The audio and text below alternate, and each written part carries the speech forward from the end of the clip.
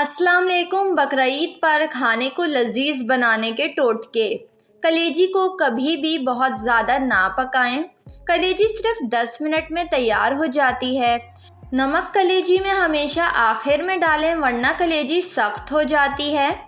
अगर आप यखनी गाढ़ी करना चाहते हैं तो यखनी पकाते वक्त इसमें चावल के चंद दाने डाल दें, यखनी गाढ़ी हो जाएगी।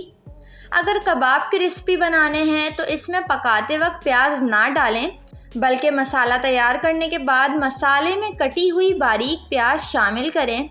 इसमें थोड़ा सा चावल का आटा और 1 खाने का चम्मच दही मिलाकर कबाब बनाएं। कबाब इंतहाई मज़ेदार और खस्ता बनेंगे।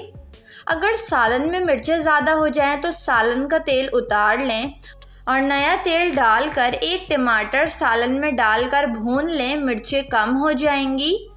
नरम मुलायम कोफ्तों के लिए सिर्फ रान का खालिस गोश्त इस्तेमाल करें। कोफ्ते इंतहाई नरम और जायकेदार बनेंगे। लहसुन छीलने के लिए अगर इन्हें थोड़ी देर धूप में रख दें और इसके बाद लहसुन छीलें तो वो आसानी से छिल जाते हैं और ज़्यादा टाइम नहीं लगता।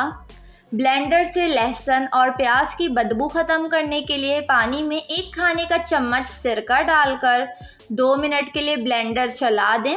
फिर पानी फेंक कर ब्लेंडर को अच्छे से धो लें। किसी भी चीज़ की बदबू नहीं आएगी और बदबू ख़त्म हो जाएगी। पास्ता मैक्रोनी चिपकने से बचाने के लिए पास्ता उबालने के फ़ौरन बाद इसे ठंडा पानी से गुजारें और थोड़ा सा तेल लगाकर रख दें। इस तरह से पास्ता का ना सिर्फ रंग बरकरार रहेगा बल्कि ये आपस में चिपकेंगे भी नहीं।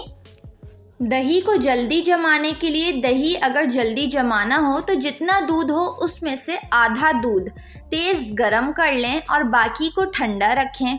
जिस बर्तन में दही जमानी हो उसमें ठंडा और गरम दूध और दही मिलाकर किसी गरम जगह रख दें।